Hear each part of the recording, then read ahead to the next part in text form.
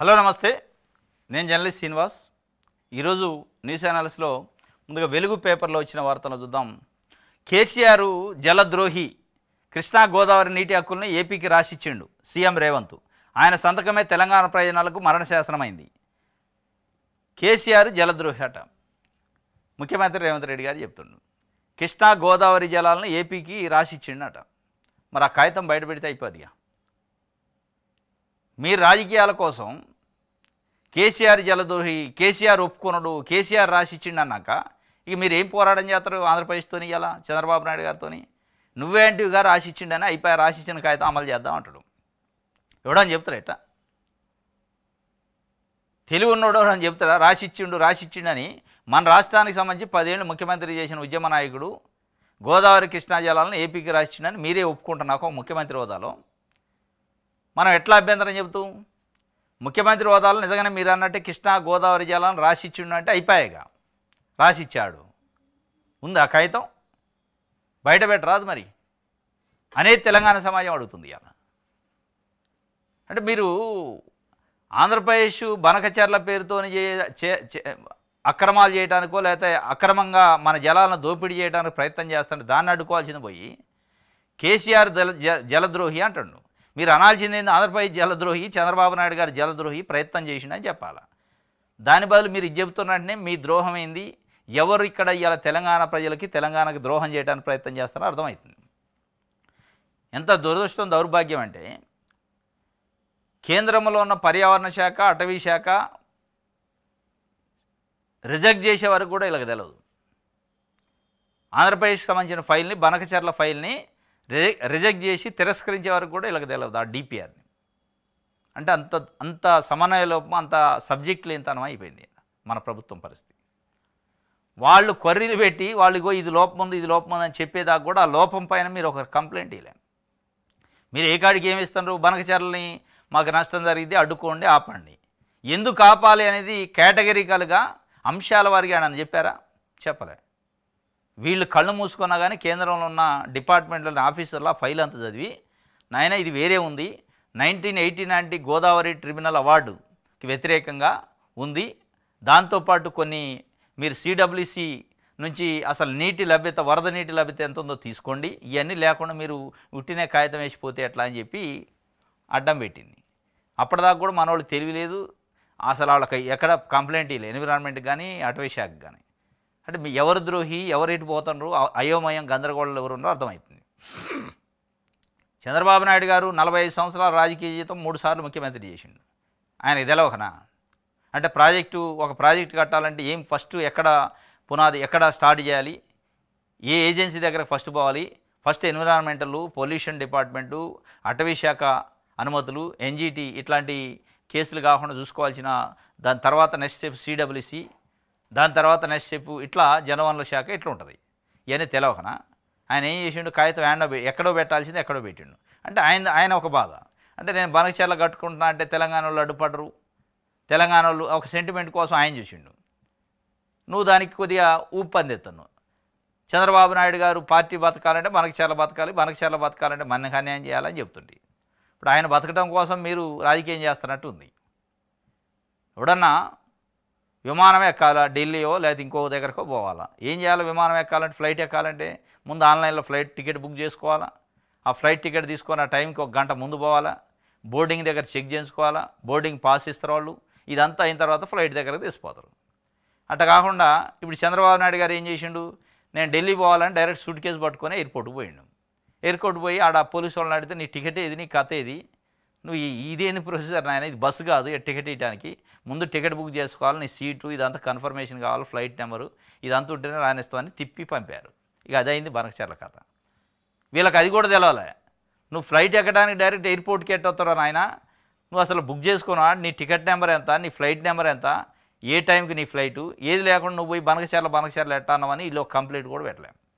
ఇవన్నీ గుర్తించిన కేంద్రంలో ఉన్న అటవీ శాఖ, ఎన్విరాన్మెంటల్ డిపార్ట్మెంట్ వాళ్ళు పక్కకు పెట్టారు. అప్పుడు వీళ్ళకి సోయి ఇచ్చింది. నేనే ఆపినా నోడుకోవడం కవిత కానించి రేవంత్ రెడ్డి కానించి మా విజయమే అంటాడు. మీ ఎవడిది విజయం కాదు, కేంద్రంలో ఉన్న ఆఫీసర్ల విజయం అది. కేంద్రంలో ఉన్న ఆఫీసర్ల విజయం కాదు, విజ్ఞత అది. వాళ్ళు ఫైల్ చదివి పక్కకు పెట్టారు. మళ్ళీ కేసీఆర్ జలద్రోహి అంటే ఎట్లయితాడు? కేసీఆర్ జలద్రోహి ఎట్లా జలద్రోహి అంటే ఆయన ఉద్యమం చేసి రాష్ట్రాన్ని తీసుకొచ్చి 10 ఏళ్ళు పరిపాలన చేసి రాష్ట్రాన్ని ముందుకు తీసుకుపోయినాడు జలద్రోహి మీ దృష్టిలో? అంటే పక్కనున్న రాష్ట్రంలో అసలు తాలూపోలు లేకుండా ఎక్కడ ఏం పెట్టాలో కాగితం లేకుండా అడ్డగోలు ఒక అక్రమ పద్ధతిలో బనకచర్లకు అనుమతి తీసుకోవడానికి ప్రయత్నం చేసినోడు జలద్రోహి. ఎవరు జలద్రోహి, ఎవరు ద్రోహి తెలంగాణకు చేస్తుంది? మీరు చెప్పే మాటలు గిట్ట చూస్తే మీరే రాసిచ్చిండని ఒప్పుకుంటుంటే ఇక ఉద్యమం చేయరు మీరు. ఆయన సంతకమే తెలంగాణ ప్రయోజనాలకు మరణశాసనమైంది, మరి ఆ సంతకం బయట పెట్టాలి. 2000 నదుల అనుసంధాన ప్రతిపాదన పెట్టిందే కేసీఆర్. అరే పెట్టి నదుల అనుసంధానం పెడితే ఇక రాసిచ్చినట్టు అయిపోద్దే. మరి ఇదే చంద్రబాబు నాయుడు గారు నదుల అనుసంధానం చాలా చెప్పిండు. అంటే అనుసంధానం చేస్తే బాగుంటుందని చెప్తే కూడా రాసిచ్చినట్టేనా? ఆయన చేసిన ద్రోహాన్ని ఊరూరా ప్రజలకు చెప్పాలి. 2016 అపెక్స్ కౌన్సిల్ మీటింగ్ తర్వాతే వ్యాప్కోస్తో స్టడీ చేయించిన చంద్రబాబు 2016 నుంచి 2019 వరకు ఏనాడు కేసీఆర్ వ్యతిరేకించలే. ఇప్పుడు రివర్స్లో మా పైన బురద జల్లుతున్నారు. బీఆర్ఎస్ జచ్చిన పాము, దాన్ని బతికించేందుకు బీజేపీ ప్రయత్నం. పోలవరం బనకచర్ల ప్రాజెక్టుపై పవర్ పాయింట్ ప్రజెంటేషన్ 2016 నుంచి 2019 వరకు ఏనాడు కేసీఆర్ వ్యతిరేకించలేదట. 2016లో వ్యాప్కోస్తో చంద్రబాబు నాయుడు గారు స్టడీ చేయించిండాడు. మరి ఇవన్నీ చేసిన చంద్రబాబు నాయుడు కదా, ఏం అభ్యంతరం చెప్పిండా, ఏం సంతకం పెట్టినా పక్కన పెట్టండి. మరి సంతకం పెడితే పక్కన చూపించాలా? చూపించే పరిస్థితి లేదు. మీరు చెప్పే అన్ని అబద్ధాలు లెక్క ఉన్నాయి. 16 నుంచి 19 వరకు చంద్రబాబు నాయుడు గారు సురుగ్గా ప్రయత్నం చేసిండ బనకచర్లకి. అంటే అన్యాయం ఓడి చేస్తున్నాడు. ఇప్పుడు 16 నుంచి 19 వరకు చేసిన ఆయనకి ఏం తెలవకనే అటవీ శాఖ అనుమతి తీసుకోకుండానే పోయాడు. ఇది జలద్రోహి అంటుండు. రైట్. మృతుల కుటుంబాలకు ₹1 సాయం, తీవ్రంగా గాయపడిన వాళ్ళకు 10 లక్షలు, స్వల్పంగా గాయపడిన వాళ్ళకు 5 లక్షలు. పాషమైలారం ఘటనలో బాధిత ఫ్యామిలీలకు పరిహారంపై సీఎం రేవంత్ ప్రకటన. ప్రమాదానికి ఫ్యాక్టరీ మేనేజ్మెంటే బాధ్యత, యాజమాన్యం నుంచి పరిహారం ఇప్పిస్తాం. ఓహో, గవర్నమెంట్ కాదు ఇచ్చేది ₹1, యాజమాన్యం నుంచి ఇప్పిస్తారట. ఇది గమ్మత్తుంది. నిన్న కేసు పెట్టారు వాళ్ళపైన. ఒక యాజమాన్యానికి సంబంధించి ఎండీ అటు వచ్చి తిరిగి చూడలే. దాదాపు 39 మంది చనిపోయారు. శవాలు దొరకని పరిస్థితి, అత్యంత దారుణమైన పరిస్థితుల్లో ఉంటే దురదృష్టకరమైన సంఘటన జరిగితే వాళ్ళ ప్లాంట్లో ₹1,00,00,000 బ్యాగులలో వేసుకొని పోతారు, లాభాలు వస్తాయి. వీళ్ళ శ్రమను దోపిడీ చేసి కార్మికులు చనిపోతే రాలే కనీసం. దానికి ఎవరైనా ఏం చెప్తున్నా తెలుసా? ఎండీ ఏజ్డ్ 80 సంవత్సరాలు ఉంటాయి, ఆయన బయటకు రాలేని పరిస్థితి అండి. 80 సంవత్సరాలు ఉన్న ఎండీ కూడా ₹1,00,00,000 వస్తే సంచులు తీసుకోవడానికి అయితే ఒకడు వస్తారు, వాళ్ళ మనిషి, వాళ్ళ కొడుకో మనవడు ఇంకోడు, ఒక్కడంటే ఒకడు మానవతా దృక్పథం రాలేదట. వాళ్ళపైన కేసు నిన్న పెట్టారు, అది కూడా ముఖ్యమంత్రి వస్తుంటే. ఎంత దురదృష్టం అంటే, ఇప్పుడు ఫ్యాక్టరీస్ ఇన్స్పెక్టర్ ఉంటాడు, ప్రతి 3 నెలలకు ఒకసారి పోయి ఇన్స్పెక్షన్ చేయాలి. ఫ్యాక్టరీలో కరెక్ట్ ఉన్నాయా లేదా, గ్యాస్ అదంతా కరెక్ట్ ఉన్నాయా లేదా చూసుకోవాలి. బాయిలర్సు, రియాక్టర్లు ఏమైనా పేలే ప్రమాదం ఉందా, నాసిరకంగా ఉన్నాయా చెక్ చేయాలి. చెక్ చేయాల్సిన వాడు డబ్బులు తీసుకుంటాడు, వాడు పోతాడు, చెక్ చేయడు, చెక్ చేసినట్టు రాస్తాడు. ఇండస్ట్రియల్ ఆఫీసర్స్ ఉంటారు, వాళ్ళు చెక్ చేయాలి, వాళ్ళు చెక్ చేసినట్టు తనిఖీ చేసినట్టు రాస్తారు, సంతకం పెట్టిపోతారు, డబ్బులు తీసుకుంటారు. పొల్యూషన్ డిపార్ట్మెంటు, మిగతా ఇట్లా అన్ని, ఫైర్ డిపార్ట్మెంట్, వీళ్ళందరూ డబ్బులు తీసుకొని, లిటరల్గా చెప్తున్నారు, డబ్బులు తీసుకొని వీళ్ళు సంతకాలు పెట్టి సర్టిఫికేట్లు ఎన్ఓసీలు ఇస్తారు. అందుకే ఇవ్వాలి జరిగింది. ఒక్కడి మీద అంటే ఒక్కడి మీద కేసు అయిందే. ముఖ్యమంత్రి గారు నిన్న పోయి ఫ్యాక్టరీస్ ఇన్స్పెక్టర్ ఏం చేసిండు, తనిఖీ చేసిండా, ఇండస్ట్రియల్ ఆఫీసర్లు తనిఖీ చేశారా, ఫైర్ డిపార్ట్మెంట్ వాళ్ళు తనిఖీ చేశారా అంటాడు. నిన్న చేశారా అని అడగటం ఏంది? వాళ్ళ లోపం వల్లే జరిగింది. వాళ్ళని దేశపై ఎందుకు కేసు పెట్టరు, ఎందుకు జైలు లేరు? వేస్తే కదా ఇంకోటి భయం ఉండేది. ఇక అది కాక నేను ఆయన చెప్తుండు, ఇక అన్ని ఫ్యాక్టరీలో తనిఖీలు ఉంటాయి. ఇప్పుడు లేవా? ఇప్పుడు కూడా ఉన్నాయి, తనిఖీలు ఉన్నాయి, రూల్స్ ఉన్నాయి, చట్టం ఉంది. దాన్ని అమలు చేసే అధికారులు, ఎగ్జిక్యూట్ చేసే అధికారులు డబ్బులు తీసుకొని తనిఖీ చేసినట్టు రాస్తున్నారు. ఒకవేళ నిజంగా తనిఖీ చేసినా లోపాలున్నా లోపాలను రాయట్లేదు, సంచులు తీసుకొని పోతున్నారు. ఆ సంచులు తీసుకొని లోపాలను ఎత్తి చూపని కఠినమైన చర్యలు తీసుకొని అధికారులపైన ఏం కేసులు పెడుతున్నాయి? ఇంతమంది చనిపోతే ఇలా 39 మంది ప్రాణాలు బూడిదైపోయినాయి. దానికి కారణం ఫ్యాక్టరీస్ డిపార్ట్మెంట్ వాళ్ళు, ఫైర్ డిపార్ట్మెంట్ వాళ్ళు, ఇండస్ట్రియల్ డిపార్ట్మెంట్ వాళ్ళు, శానిటేషన్ డిపార్ట్మెంట్ వాళ్ళు, పబ్లిక్ హెల్త్ డిపార్ట్మెంట్ వాళ్ళు. ఇన్ని రకాల పర్మిషన్లు తీసుకోవాలి వాళ్ళు. ప్రతి 3 నెలలకు 6 నెలలకు వచ్చి ఇన్ని రకాల ఆఫీసర్లు వచ్చి తనిఖీ చేయాలి. ఒక్కడంటే ఒక్కడు రాడు. వచ్చినా కానీ ఏది వాళ్ళు చెప్పింది రాసుకొని వస్తారు తప్ప ఆడ ఏం చూడరు, పరామర్శిస్తే ఎందుకు జరుగుతాయి? మీరు పెట్టాల్సిన కేసు వాళ్ళ మీద పెట్టాలా. వాళ్ళతో పాటు అధికారులతో పాటు ఫ్యాక్టరీ యాజమాన్యం మేము పెట్టి అక్కడ నిలబెట్టి డబ్బులు ఇవ్వాలా, డబ్బులు ఇప్పించాలా. ఫ్యాక్టరీ యజమాని రాడు, ఈ ఆఫీసర్లు బాధ్యతలు చేయరు, ఎవడు మేము కేసులు పెడతారు? మీరు ఇప్పుడు వచ్చి తనిఖీలు చేయాలా ఇంకా ప్రతిసారి ఏమంటుండో అన్ని ఫ్యాక్టరీల్లో తనిఖీ లేఖ నుంచి అంటుండు. తనిఖీలు లేనిది ఎక్కడ ఉన్నాయి, అన్నీ ఉన్నాయి. రూల్స్ అమలు చేసేటోడు చక్కగా లేడు, అమలు చేసేటోడు చక్కగా ఉండాలంటే తీసిపోయి లోపటేసి కటకటాల్లో పెట్టి వాడి ఆస్తులన్నీ అటాచ్ చేసి బజార్ను పడేస్తే వాళ్ళ కుటుంబాలను అప్పుడు బుద్ధి వస్తుంది. ఒక్కొక్కడికి లంచాలు తీసుకొని లంచాలకు అలవాటు పడకుండా అడ్డంగా ఉన్నది ఉన్నట్టు రాస్తారు. హైడ్రా కూడా ఇదే కదా, చెరువులలో ఇల్లు కట్టుకుంటే పర్మిషన్లు ఇచ్చారు డబ్బులు తీసుకొని. వాడు రిటైర్ అయిపోయిండు, ఇప్పుడు ఇల్లు కట్టుకున్నాడు కూల్చారు, వాడిని బాధ్యులే చేయలే. ఇట్లా మొత్తం అన్ని ఫ్యాక్టరీల ఇక్కడ నుంచి తనిఖీలు. రాష్ట్ర సర్కార్ నిర్ణయం 2 నెలలకు ఒకసారి చేసేలా యాక్షన్ ప్లాను. ఇప్పుడు 2 నెలలకు కాదు, నువ్వు నెలకు ఒకసారి చేసినా అధికారుల్లో కమిట్మెంట్ లేకపోతే, అధికారులు లంచాలకు అలవాటు, లంచాలు తీసుకోకపోతేనే సెట్ అయింది తప్ప అధికారులు లంచాలు తీసుకొని వారానికి ఒకసారి పోయి తనిఖీ చేసినా తనిఖీతో అయ్యేది లేదు, పోయేది లేదు. ఇంకోటి, ఈ ఫ్యాక్టరీలు, ఫార్మా ఇండస్ట్రీలు, పెద్ద పెద్ద బాయిలర్ కంపెనీలు ఇవి ఉంటాయి కదా, బాయిలర్ మిషన్లతో నడిచేయి, వీళ్ళు ఒక్కడు కూడా ఫైర్ సేఫ్టీ అధికారులు కానీ, ఫ్యాక్టరీస్ ఇన్స్పెక్టర్లు కానీ, బాయిలర్ డిపార్ట్మెంట్ వాళ్ళు కానీ, ఇండస్ట్రియల్ డిపార్ట్మెంట్ వాళ్ళు కానీ, ఈ డిపార్ట్మెంట్లన్నిటికీ వీళ్ళందరూ దాన్ని అజమాయి చేయాలి. ఒక్కడు కూడా మనబోటోళ్ళు పోయి కాగితం పెట్టి ఫలానా ఫ్యాక్టరీ సంగతి ఏంటి దాన్ని తనిఖీ చేశారంటే అది ఇవ్వకూడదు అంటారు, ఏదో పెద్ద అద్భుతమైనట్టు. పబ్లిక్ డొమైన్లో పెట్టాలి. ఇప్పుడు మీరు అంటున్నారుగా ప్రతి 2 నెలలకు ఒకసారి ఇక నుంచి అన్ని ఫ్యాక్టరీలో తనిఖీలని, ఏం తనిఖీ చేశారు, ఏం రిపోర్ట్ ఇచ్చారనేది పబ్లిక్ డొమైన్లో పెట్టాలి. వాళ్ళు పెట్టే రిపోర్ట్ ఏందో దాన్ని అవసరమైతే అందులో పనిచేసే ఎంప్లాయీస్ క్రాస్ చెక్ చేసుకునే అవకాశాన్ని ఇప్పించాలి. అది చేయాలి. వాడు తప్పుడుది ఇచ్చిండా నిజంగా ఇచ్చిండా అని, రిపోర్ట్ మంచిగా ఉందా తప్పుడు లెక్కలతో ఇచ్చిండా అనేది కూడా క్రాస్ చెక్ చేసుకునే సిటిజన్స్కి కానీ అందులో పనిచేసే ఎంప్లాయీస్కి కానీ అవకాశం ఇవ్వాలి. అప్పుడు ఇట్లాంటివి తగ్గుతాయి. అది ఏమి ఇవ్వకుండా ఏదో తూతు మంత్రం వ్యవహారం చేస్తే మళ్ళీ ఇదే కథ ఉంటుంది. ఇట్లా చనిపోయినప్పుడు 2 రోజులు అడావిడి చేసిన తర్వాత వదిలేస్తే ఏమి ఉండదు. ఆడ మృతుల కుటుంబాలకు ₹1 నేను ఇప్పిస్తా అంటున్నాను. మీరు ఇప్పించేది వాడు ఇయ్యాలా, నువ్వు ఇప్పించేది చట్టం. కేసు పెట్టి లోపటైతే ఇప్పిస్తుంది, కోర్టే ఇప్పిస్తుంది. అది కాదు మీరు చేయాల్సింది. దీంట్లో ఉన్న అధికారులు, బాధ్యులైన అధికారుల నుంచి ఏమి ఇప్పిస్తారు, మీ గవర్నమెంట్ నుంచి ఏమి ఇప్పిస్తారు. అట్లాంటి గవర్నమెంట్ ఇస్తేంది, వాళ్ళు ఇస్తేంది, ఎవరిచ్చిన ప్రాణాలు అయితే రావుగా తిరిగి. కాకపోతే బాధ్యులు ఎవరిని బాధ్యులు చేస్తున్నారు, పరిహారం ఇచ్చి దులుపుకుంటే కాదు కదా. సిగాచిలోనే ప్రేమ పెళ్లి, మృత్యువు కూడా పాపం. నవదంపతులు నిఖిల్ రెడ్డి, శ్రీ రమ్య విషాదాంతం. ఉద్యోగంలో స్నేహం ప్రేమగా మారింది, పెద్దలను ఒప్పించి నెల కిందే పెళ్లి చేసుకున్నారు. ఆషాఢం తర్వాత రిసెప్షన్ ప్లాన్, అంతలో మృత్యు ఒడికి పోయారట పాపం. ఈ అమ్మాయి తిరుగూరు కాన్స్టిట్యున్సీకి సంబంధించిన అమ్మాయి, ఈయన కడప జిల్లాకు సంబంధించిన వాళ్ళు. ఇద్దరు అందులో జాబ్ చేస్తారట. స్నేహం అంటే ఫ్రెండ్షిప్ కాస్త లవ్ కాస్త పెళ్లి దాకపోయింది. తిరుపతిలో ఈ మధ్యకాలంలో పెళ్లి చేసుకున్నారట. పెద్దలు ఒప్పుకోలేదట, ఒప్పుకోకపోతే పెళ్లి చేసుకున్నారు. పెళ్లి చేసుకున్న తర్వాత తిరువురు ఎమ్మెల్యే హైదరాబాద్ దిల్సునార్లు ఉంటే ఆయన కలిశారట. మీ కాన్స్టిట్యున్సీ సార్ మాకు కాస్త ఆసరా అయ్యండి అంటే అక్కడ పెద్ద మనుషులతో వాళ్ళతో మాట్లాడి ఒప్పించే ప్రయత్నం చేసి ఒప్పించిండట ఆయన. ఎస్ ఒప్పుకుంటున్నాం అని పెద్దలు కూడా ఒప్పుకున్నారట. ఆషాఢం తర్వాత కావాల్సిన ఏదైనా రిసెప్షన్ అట్లాంటివి వెతుకుందాం అనుకుంటే ఈ లోపల పాపం ఇద్దరు ఒకటే టైంలో డ్యూటీలో ఉన్నారట. ఇద్దరు చనిపోయారు స్పాట్. వాళ్ళు డెడ్ బాడీలు కూడా దొరకలే. బనకచర్లపై విజయం కాంగ్రెస్ సర్కార్దే, మా పోరాటం వల్ల ఏపీ ప్రతిపాదనలో కేంద్రం తిప్పంపిందని మంత్రి ఉత్తమ్ కుమార్ చెప్తున్నాడు. ఏం పోరాటం మీరు చేసింది? మీరు చేసిన పోరాటం ఏంది? ఆడ రిజెక్ట్ చేసింది ఏంది? మీరు ఏదైనా అటవీ శాఖకు ఒక కంప్లైంట్ పెట్టారు. మీరు ఏ కాడికి ఎవరికి పెడతాను? జలవనరుల శాఖకి సిఆర్ పాటిల్కి ఇచ్చేస్తారు కాగితం. ఇలా తిరస్కరించింది సిఆర్ పాటిల్ కాదు, ఎన్విరాన్మెంటల్ డిపార్ట్మెంటు అటవీ శాఖ వాళ్ళు తిరస్కరించారు. దీనికి అనుమతులు ఎట్టట్టు ఇస్తారో అని చెప్పి. నీకు అసలు ఏమి లేవు, ఆలు పూలు లేకుండా మా దగ్గరికి ఎందుకు వచ్చినా తిప్పి ఇసిరి కొట్టారు. నీ విజయం ఎట్లయితుంది? మీరు అసలు ఆడ వాళ్ళు ఏం చేస్తున్నారో తెలుసుకోలేని పరిస్థితుల్లో మీరుండ్రు. వాళ్ళు ఎక్కడ కంప్లైంట్, వాడు ఎక్కడ అప్లై చేశారు, మనం ఎక్కడ కంప్లైంట్ చేయాలో కూడా తెలియదు. మీకు తెలియని పరిస్థితుల్లో మీరుండ్రు. దీనికి ఎక్కడ మందు ఎత్తే జబ్బు తగ్గిద్ది అనేది కూడా తెలియని పరిస్థితుల్లో మీరుండ్రు. మళ్ళీ విజయం మాదే అంటండి ఆయన, జలవనరుల శాఖ మంత్రి ఉత్తమ్ కుమార్ రెడ్డి గారు. ఇది వెలుగుకు సంబంధించి సాక్షి పేపర్ చూద్దాం.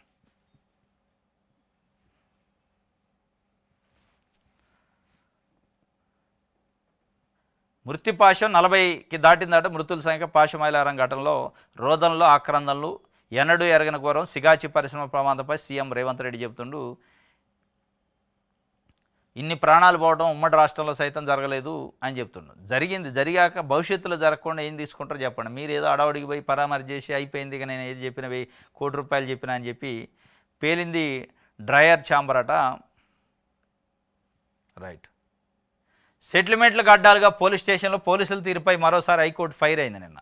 కమిషనర్లు నెలకోసారైన ఈ అంశంపై సమావేశం నిర్వహించాలి. చట్టవిరుద్ధంగా వ్యవహరించే వారిపై తీవ్ర చర్యలు తీసుకోవాల్సింది. ఓ కేసు విచారణ సందర్భంగా జస్టిస్ వినోద్ కుమార్ మండిపాడ్డాడు. నిన్న మేడ్చల్ మల్కాజ్గిరిలో నాగోలు బండ్లగూడలో నాగోలు పోలీస్ అధికారులట ఒక ఫ్లాట్ యజమానికి ఫోర్స్ చేసి రియల్ ఎస్టేట్ వ్యాపారులతో నువ్వు రాజీ కుదుర్చుకో, లేదంటే కుదరదు. బిల్డర్ల పక్షాన ఆల్రెడీ ఫ్లాట్ యజమాని ఆయన ఉంటుండు, నువ్వు రాజీ కుదుర్చుకో, సెటిల్మెంట్ చేసుకో, లేదంటే నీ మీద కేసులు పెడతామని బెదిరించారు పాప పోలీస్ స్టేషన్ పిలిచి. ఇది సివిల్ వివాదం అని చెప్పి ఆయన కోర్టుకు పోయిండు. కోర్టు పోతే కోర్టు చివాట్లు పెట్టి ఎన్నిసార్లు చెప్పాలని ఆయన పోలీస్ స్టేషన్లు ప్రజలకు రక్షణ కోసం ఉన్నాయా లేకపోతే సెటిల్మెంట్ ఆఫీసులు అయ్యని డైరెక్ట్గా అటాక్ చేసింది పోలీసు డిపార్ట్మెంట్ పైన. సిపిలకు కూడా డీజీపీకి కూడా ఇన్స్ట్రక్షన్స్ ఇచ్చింది, ప్రతి నెల అవసరమైతే సమీక్ష పెట్టాలి దీనిపైన. ఇట్లాంటి సివిల్ కేసులతో ఉన్న వాళ్ళని పక్కన పెట్టే సివిల్ కేసులలో దూరి పంచాయతీలు చేయాలని ప్రయత్నం చేసే వాళ్ళని సీరియస్ అయింది. అయినా కానీ 2 రోజులు మళ్ళీ పాటిస్తారు, తర్వాత మళ్ళీ అదే కథ, మళ్ళీ సివిల్ కేసులలో ఎంటర్ అవుతూనే ఉంటారు. ఇది నేను నాగోలు పోలీస్ స్టేషన్లో జరిగింది. రైట్, ఆదాబ్ హైదరాబాద్ చూద్దాం.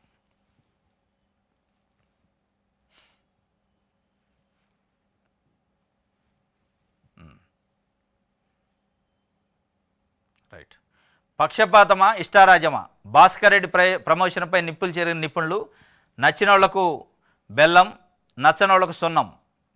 రిజర్వేషన్ల ఉల్లంఘనపై తీవ్ర విమర్శలు. సీనియారిటీకి పాత్ర, న్యాయం ఎవరికి? రిజర్వేషన్లకు తిలోదకాలు, రాజ్యాంగ స్ఫూర్తికి ఉల్లంఘిస్తారా? తప్పుడు సీనియారిటీ వాదనలు కప్పుచ్చుకోవడానికి పన్నాగాలు. ఈయన భాస్కర్ రెడ్డి అని ఈఎన్సీగా సెలెక్ట్ చేశారంటే జిహెచ్ఎంసీలో పబ్లిక్ హెల్త్ డిపార్ట్మెంట్కి సంబంధించి. ఆయన కంటే ముందు దాదాపు 5-6 మంది పైన ఉన్నారట సీనియారిటీతో పాటు ఎస్సీ ఎస్టీ రిజర్వేషన్లు ఉన్నాయి. వాళ్ళందరిని పక్కన పెట్టి ఈయన పట్టుకొచ్చారు. సీనియారిటీయే కాదు, రిజర్వేషనే కాదు, ప్రాంతం కూడా రాయలసీమ వాసాట ఆయన. అంటే ఇక్కడ ఎవడు లేనట్టు, నిజంగా ఉండి కూడా ఒకవేళ అక్కడోడైనా ఉన్నాడు ఇక్కడ ఆప్షన్ పెట్టుకున్నా అనుకుంటే ఆయనకు సీనియారిటీ లేదు, రిజర్వేషన్ లేదు, ఈ ప్రాంతం కూడా కాదు. అయినా కానీ ముద్దు చేసి సంకన ఎత్తుకున్నారంటే దాని అర్థం ఏంటంటే నచ్చిన వాళ్ళకేమో అన్నం, నచ్చని వాళ్ళకి సున్నం పెట్టే కార్యక్రమం ఇది. ఇప్పుడు చాలా డిపార్ట్మెంట్ జరుగుతుంది. దీనిపైన నిన్న కూడా వార్త వచ్చింది. పక్షపాతమా ఇష్టారాజ్యం అంటే ఇష్టారాజ్యమే. పక్షపాతం ఉంది, ఇష్టారాజ్యం ఉంది, 2 ఉన్నాయి. ఉండబట్టి చేస్తున్నాం. 10 ఏళ్ళు అయిన తెలంగాణ వచ్చి 11వ సంవత్సరం నడుతుంది. ఇంకా ఆంధ్ర రాయలసీమ అధికారులు ఇక్కడ పెత్తనం చేస్తారు, వాళ్ళ కిందనే మీరు పనిచేయాలి, వాళ్ళని బాసులు పెడతాం, మీరు బంటు రోజులకు పనిచేయండి అంటే ఏందని అర్థం? అంటే ఎస్సీలు అంటే లెక్కలేదు, ఎస్టీలు అంటే లెక్కలేదు, బీసీలు అంటే లెక్కలేదు, తెలంగాణ ఉద్యమకారులు అంటే లెక్కలేదు, తెలంగాణ ఉద్యోగులు అంటే లెక్కలేదు. మీకు కావాల్సిన వాడిని తీసుకొచ్చి ఆడబెడతారు, వాళ్ళ కింద ఇవాళ పనిచేయాలి తెలంగాణలో. దీనిపైన పెద్ద ఎత్తున ఆ ఉద్యోగులలో ఆందోళన, అసంతృప్తి ఉంది. అయినా కానీ దీనికి సంబంధించిన పై ఆఫీసర్లు పట్టుకొని సరే ఏదో తప్పు జరిగిందో అని తీసుకుపోయి మళ్ళీ ఎప్పటిలాక అట ఆయన ఎగ్జిక్యూటివ్ ఇంజనీర్ నుంచి ఈఎన్సీ చేసేసారు. లోకల్ కాదు, నాన్ లోకలు, రిజర్వేషన్ లేదు, సీనియారిటీ లేదు. దాదాపు 16 మంది తర్వాత ఈయన ఉన్నాడు జూనియర్గా. ఆయన తీసుకుపోయి 16 మంది పైన వేశారు. ఆయన కింద వీళ్ళు పనిచేయాలి.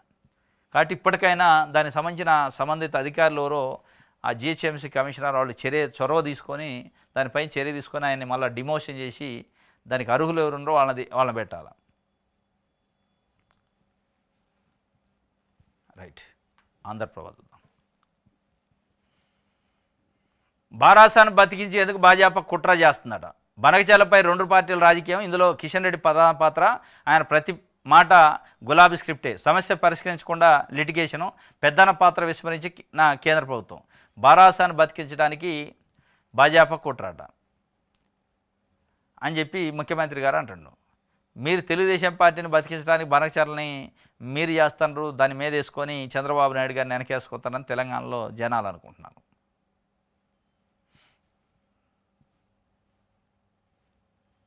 రైట్, దిశ పేపర్. కేసీఆర్ హరీష్ నిర్ణయం రైతులకు మానశాసనం. ఏపీకి ఎక్కువ మనకు తక్కువ నీటి కేటాయింపు నిర్ణయంపై వారి సంతకాలు. గోదావరి కృష్ణా జలాలను తాకట్టు పెట్టిన వ్యక్తి కేసీఆర్.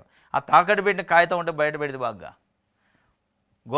ఏపీకి ఎక్కువ అంట, మనకు తక్కువ నీటి కేటాయింపులపైన సంతకం చేశారట వాళ్ళు. ఎవడని చేస్తాడట? తెలంగాణ ఉద్యమకారుడు ఆయన.